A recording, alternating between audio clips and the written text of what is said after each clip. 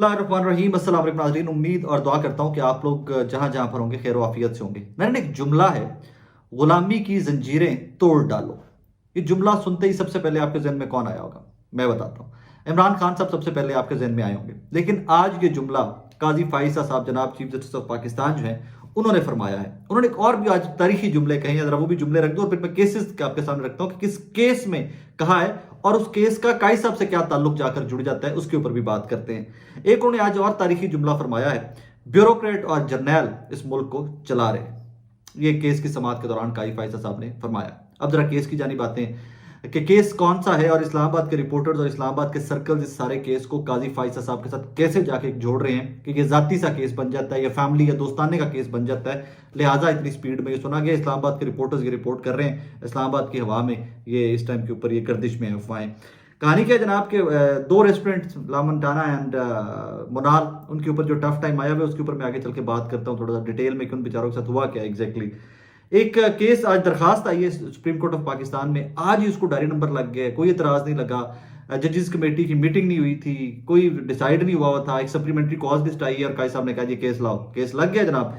Case लगने के बाद ये केस था, राना सईद साहिबा है चेयरपर्सन वाइल्ड लाइफ, इनको ओहदे से हटाया गया था। तो इनको ओहदे के हटाने के खिलाफ ये केस था और इसका रुख जोड़ा गया इसके साथ कि कहीं पर जो मुनाल रेस्टोरेंट के मालिक हैं वो और सेक्रेटरी कैबिनेट डिवीजन जो है ये भाई हैं।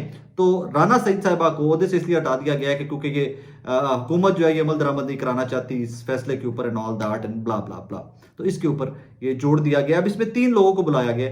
अब जरा सुनते जाइएगा आज के सारे बहुत इंटरेस्टिंग इवेंट्स हैं आज इस केस की समाअत के।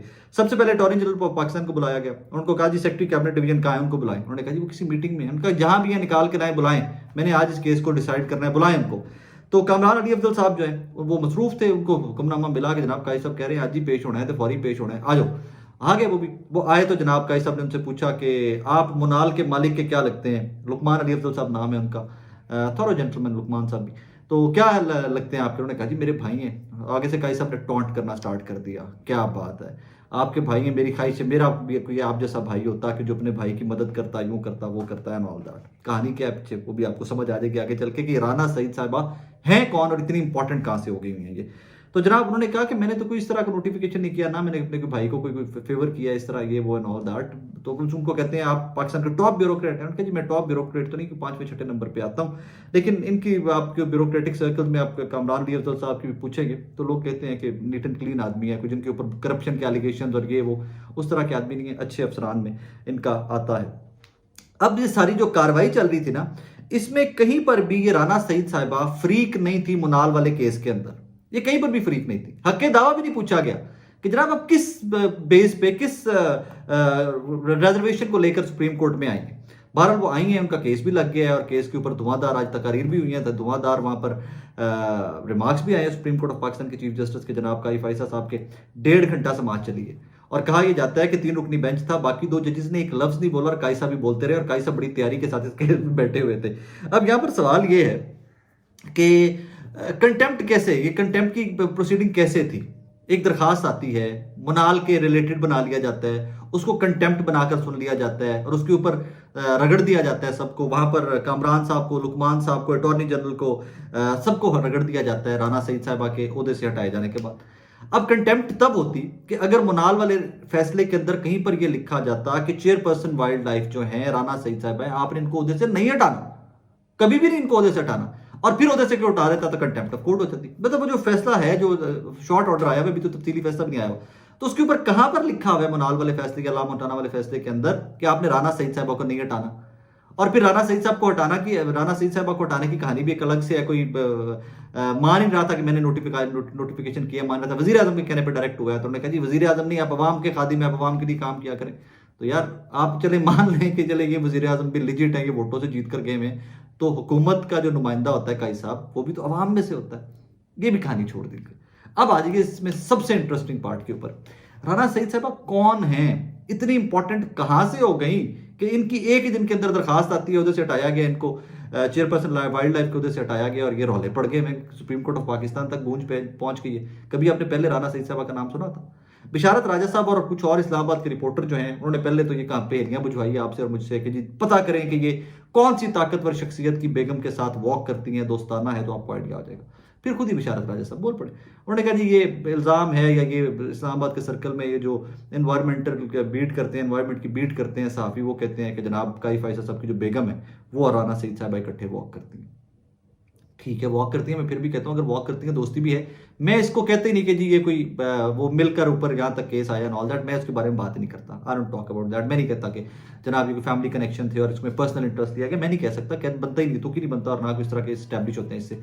लेकिन ये कंटेम्प्ट ऑफ कोर्ट कैसे थी, कहां पर लिखा गया था कि राना सईद साहबा को नहीं हटाना, तो इसकी कंटेम्प्ट ऑफ कोर्ट की प्रोसीडिंग में ये एप्लीकेशन कहां चली गई, और कहां पर जाकर इसमें कामरान अली अफजल या लुकमान अली अफजल और अटॉर्नी जनरल उनका क्या स्टेक पे था, क्या लेना देना था।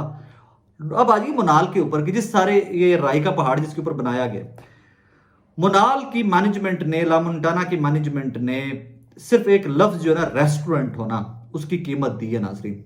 यही होटल होता है यहां पर तो उसको किसी ने नहीं कराना था, समझिएगा इस टेक्निकल बात को।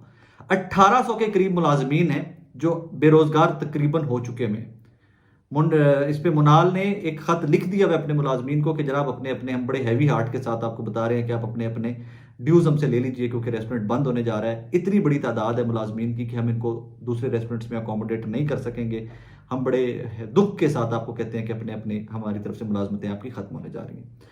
इसी नेशनल पार्क के अंदर 125 के 100, 150, 125 प्रॉपर्टीज हैं और कमर्शियल प्रॉपर्टीज हैं, और किसी को नहीं हिलाया गया, सिर्फ ला मोन्टाना और इसको मुनाल को यहां पर रिटर्न ऑर्डर में दे दिया गया कि उड़ा दो, इनको गिरा दो, और ये गिरने जा रही हैं। और इसमें कमाल के लोग हैं, वो क्या कर सकते हैं, जब सुप्रीम कोर्ट वहां पर स्टैंड ले ले तो यहां पर जो इन दोनों रेस्टोरेंट्स की मैनेजमेंट है उनको इसके ऊपर एक्ट अपॉन कर रहे हैं, दे आर एक्टिंग, वो इसके ऊपर बिल्कुल अमल दरामद कर रहे हैं। और कहीं पर उन्होंने तौहीन अदालत या कहीं पर कोई इस तरह का मामले नहीं था, कहाँ की कहानी राना सईद साहबा की लाकर जोड़ दी मुनाल के साथ, और मुनाल राना सईद साहबा को से हटा देना, मुनाल वाले प्रोजेक्ट के उस फैसले के उस जो फैसला आया था उस केस का, उसके ऊपर अमल दरामद में रुकावट कैसे थी।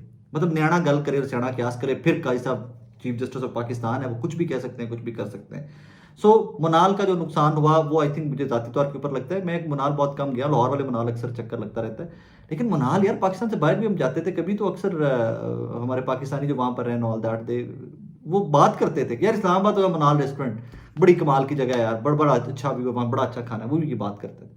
तो फिर उसको सजा किस चीज की दी गई कि यही मुनाल रेस्टोरेंट है, अगर ये होटल बना होता तो फिर यहाँ पर कुछ भी कहानी नहीं होनी थी, फिर कुछ भी नहीं होना था, आपको ये समझ नहीं आएगी। The Munal Park, the national park shall be accessible to public for recreation, education and research, subject to such restrictions as federal government may impose. Okay जी, अगला आप इसमें थर्ड प्रोविजन पढ़िएगा जरा। Provision for access roads and construction,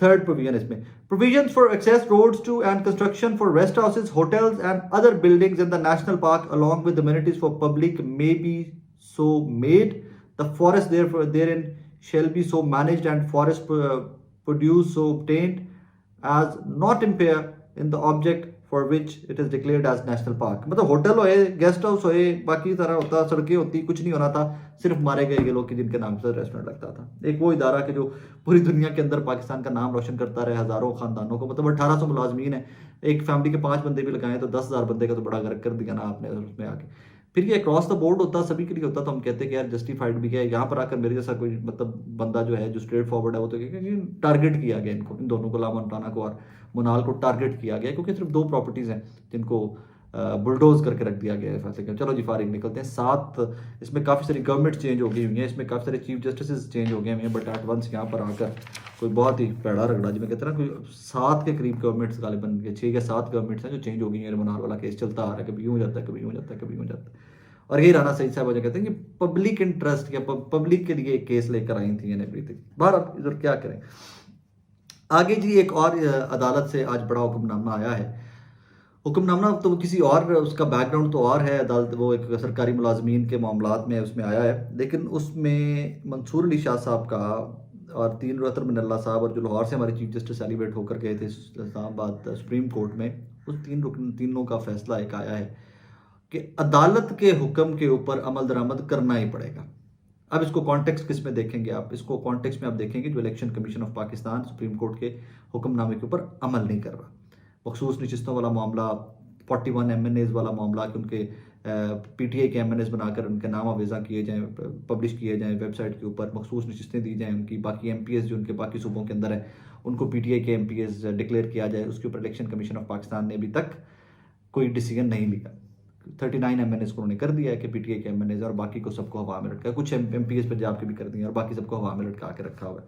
वो take ले रहे हैं जनाब इस टाइम के ऊपर, वो जो हुकूमत ने एक कानून साजी की है उसकी टेक ले रहे हैं, और उसके ऊपर अदालत ने 3 रुकनी बेंच ने बड़ा क्लियर कट आज फैसला लिखवाया है कि जनाबे वाला जो अदालती हुक्म होता है वो आपको कोई हम मुआवनत नहीं कर रहे होते आपकी, या हम आपसे कोई मशवरा नहीं उसमें कर रहे होते, यू हैव टू एक्ट, आपको एक्ट अपॉन करना पड़ेगा, आपको उसके ऊपर अमल दरामद करना पड़ेगा।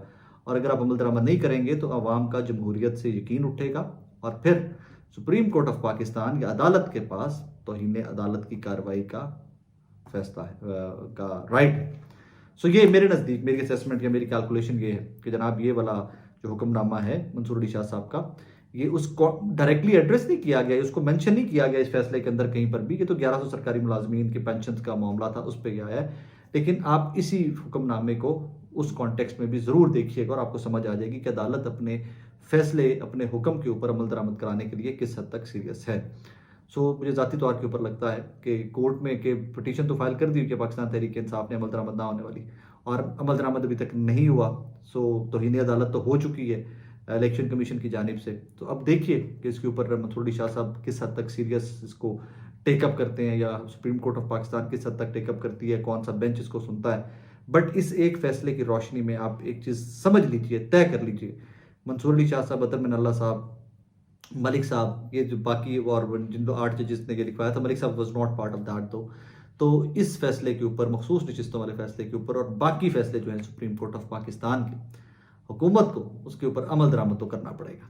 ये फैसला जो है आज इसमें उन्होंने झलकी दिखा दी है कि भाईजान इंज पढ़ो, कान इधरों पढ़ो, इधरों पढ़ो, अमल दरामद करना पड़ेगा। नाज़रीन अपना ख्याल रखिएगा, और आप भी गुलामी की जंजीरें प्लीज़ ज़रूर तोड़ दें। आज तो आपको इमरान खान साहब के बाद काजी फाइसा साहब ने भी कह दिया कि गुलामी की जंजीरें तोड़ डालिए। अल्लाह हाफ़िज़।